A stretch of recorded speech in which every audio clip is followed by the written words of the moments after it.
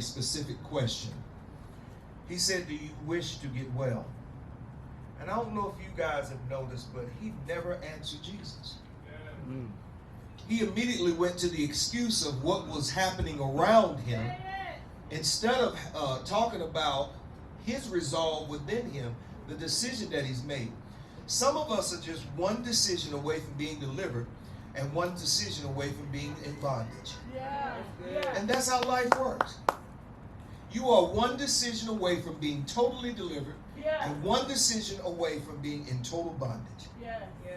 And we don't realize we live in a society where people do not take responsibility for their decisions. And even an indecision is a decision. To be neutral is a decision. It is a religion to be neutral. You know, you can't say for God you live, and on the other hand, for God I die, and then sit in the middle where I don't know. No, you've made a decision. That's right. And this man had already made a decision that it was someone else's responsibility for his deliverance. Now, how often do we find ourselves in a place where we're looking for someone else to be the conduit for which we are delivered? True. And it says, Jesus said to him, and I want you to see how Jesus dealt with him. He did not go and console him and tell him, that's so sad that people are not helping you out. He didn't go to him and say, oh, this is absolutely horrible that no one will help you get in the pool. They've been sitting here. They've been watching you go through this for years and years and years. He did not say that to him. Jesus immediately went to his inner resolve, his own responsibility, and told him to get up, pick up your pallet, and walk. It's a resolve. It's a decision that we make. It's like it's a decision right now that you make, that whether you want to hear something that tickles your fancy or whether you want to hear something that gives you deliverance. Whether you're calling the person who will always sympathize with you or you calling the person that have an answer. But see, the problem with answers is they require responsibility. They require action. You cannot sit. God will not, and I want you to say this to your neighbor. Some of you ain't going to believe this, but say it to your neighbor. God is not going to do it. God is not going to do it until you take responsibility for it. Until you take responsibility for it. That's real. Right. He is not going to do it until you take responsibility for it. Now that's a type of hyperbolic language. You got to think in terms of it. God has already done it. Right. It's not like God has to do anything, but it's up to us to submit to Him so that we're in a position and a place to receive what He's already done. Yeah. To tell God He has to do something is to tell Him He's imperfect. All right. How many of us are willing to tell Him He's imperfect? All right. Good. He's not. He's finished His work. That's right. Before the foundations of the world, everything that you ever need, you have. That's right. It's right on the inside of you, waiting for you to submit to God. Yeah. But He told him, He said, get up, pick up your pallet or your bed and walk. Pick up the thing that you're used to leaning on. Yes. That's good. Change positions of everything in your life. Yes. Don't let anything stay in its same place. Yes. Move stuff around. Yeah. Some of y'all need to go in your houses and move your furniture around. When you get up in the morning, you need to be able to see something different. You need to tell your kids, listen, when you get up, you need to pray and thank God for the day. And the first thing you need to ask me is not about something to eat, but tell me how grateful you are that God woke you up this morning. See, these are the things that we don't rehearse. And after a while, we get in a rut. You get in a religion, you get in a rut. That's right. You operate in a religion, you will get in a rut. You will get to the point where you hate coming to the assembly. You will hate being around believers because believers have too much constraint in their lives. All right. I need somebody who's loose. Come on. Why do we need to be so loose? Yes. That's good. You know, it's something.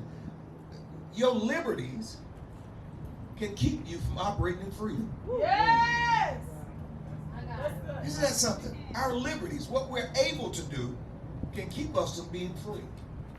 Don't you know what you like can become a bondage? That's right. That's so true. This man, I guarantee you, had fallen in love with being a victim. He had fallen absolutely in love with blaming someone else Yes. for his indecision in life. Yes. Jesus tell him to get up. Now, can you imagine Jesus walking up to him and saying that? He didn't say it like this. Come on, get up. Right. Right. You know what he had to do? He had to disrupt this world. Get up! Yeah. Yes. Take up your bed Woo. It's good. and walk. Sometimes you got to jolt people out of the... You know, when Bree and Dre are riding a bicycle, and especially with Dre, he just think he's the king of the hill. Yeah. He's going to go jump everything. Tell him, Dre, pay attention to what you're doing. Look forward. Quit looking at where you at. He loves to look down at his feet when he rides. Like, I just got this. Then the next thing he know, a pole is upon him. Yeah. See, most of the time, the reason why we in trouble is because we ain't look up. Yeah. We've been looking down so long because life has thrown us a curveball. Oh, poor me. Come on. You only poor if you accept to be poor. Yeah. We got to get to the point where we stand up and take responsibility for where we're at. Yes. Yes. You know, one of the things that I do on a consistent basis, I sit down and I take inventory. And I ask myself, I say, what ails you?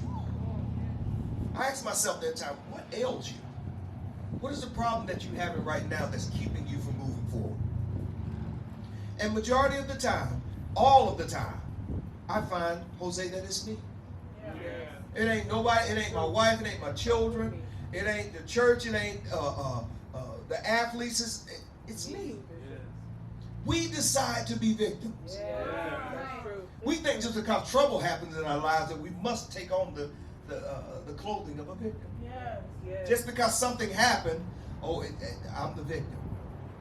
Not until we rise above that will we be healed. Yes. And some of us, our problem is not physical. No. It's mental. Yes. Yes. It's what we've rehearsed so long it's become a part of us. It's become a part of our personality. When people ask us how we doing, oh, I'm doing fine. Yep. A little out of place, pointing to the left more than it is to the right. We always got something to add to what was good. Yeah. That's right. Listen, you don't want no gravy to ever go on any food that you got that's good and the gravy nasty. So why do we add bad stuff to God's goodies? Yeah. But he told him, he said, get up, take up your bed and walk. And immediately the man became well. You are healed, you are delivered the moment you make the decision to do it. Yes. It is not anybody else's responsibility. It wasn't even Jesus' responsibility because Jesus never went over and helped him up. He said, get up. And he became well. He picked up his pallet and began to walk.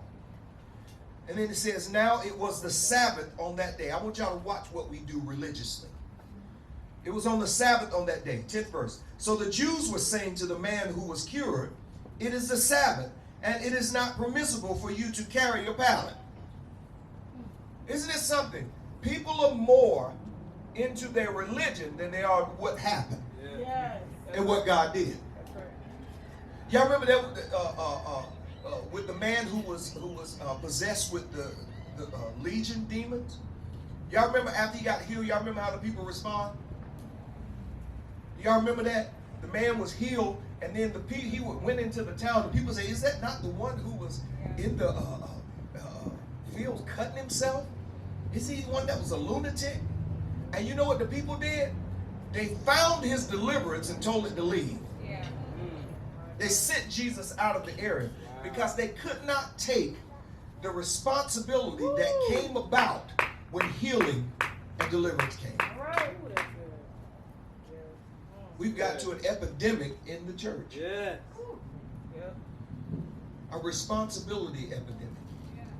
Nobody wants to be responsible. Everybody wants a word. It's like your kids saying they're hungry, but they didn't eat their food. Come on. Yeah.